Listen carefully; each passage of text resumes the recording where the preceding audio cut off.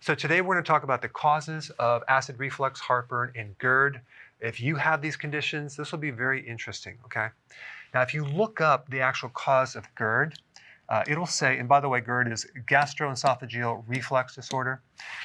It will tell you that it's the loss of normal pressure between the sphincter and the stomach.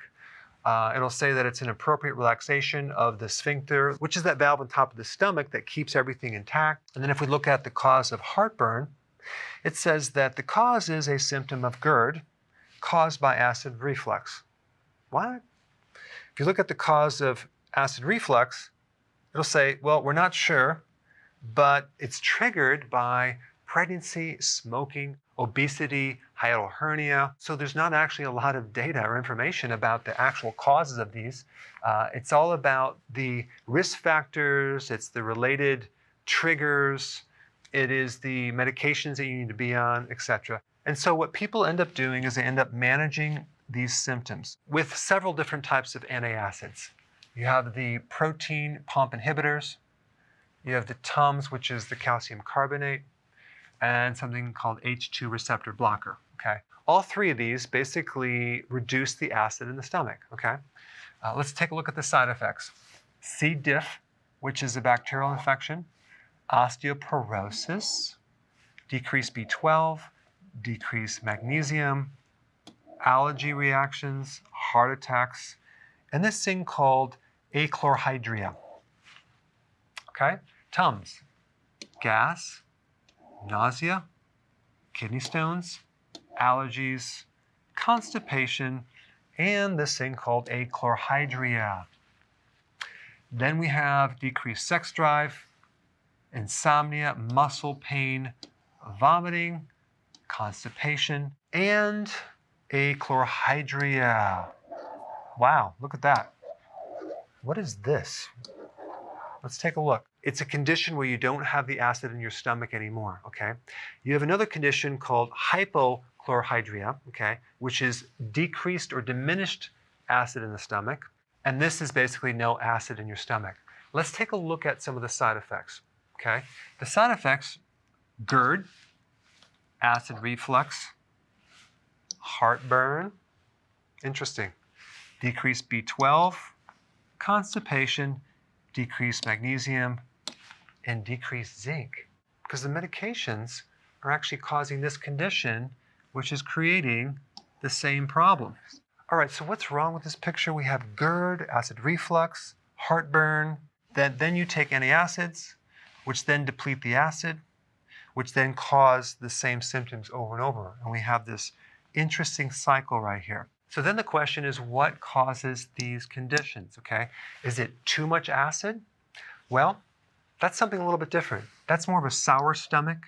That is more of an acid stomach, which can then lead to gastritis.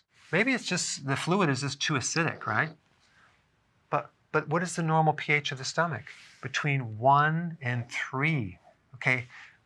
I mean, the pH scale goes from 1 to 14. You can't get a more acidic fluid than 1. So the problem is not that it's too acid or too much acid. The problem is with all three of these, you're having acid that is splashing up into the esophagus because of this valve problem. And the valve is controlled by the autonomic nervous system. So really we have an autonomic nervous system problem that's then treated with an antacid, which then cause these three symptoms. Very interesting. So let's take another look at the cause of achlorhydria, okay? One of the causes is H. pylori. This microbe actually depletes the stomach acids, making the stomach acid less acid, okay? Another cause would be deficiency of zinc, which, by the way, is one of the best remedies for ulcers and gastritis. Decreased potassium, decreased sodium, decreased chlorides, okay? You need chloride to make hydrochloric acid. Decreased iodine, decreased vitamin B3. So you need nutrients to build hydrochloric acid. Also, if you have a hypothyroid condition, you could have this condition. And antacids can cause this condition. Here's the big question, okay? If this condition causes these three conditions, then what would happen if we added the acid back into the stomach? And guess what? I've seen this time and time and time again. When you add more acid into a stomach with these conditions go away. Things like apple cider vinegar and betaine hydrochloride are very, very effective. Apparently, there's a relationship between the stomach acid and the valve. And if the stomach acid is the correct pH, that valve will stay nice and tight.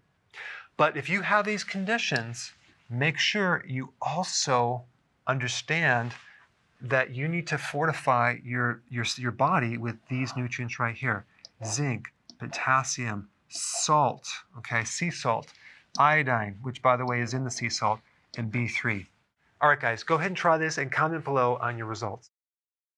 So if you're enjoying this content, go ahead and share it with someone that could really benefit from it.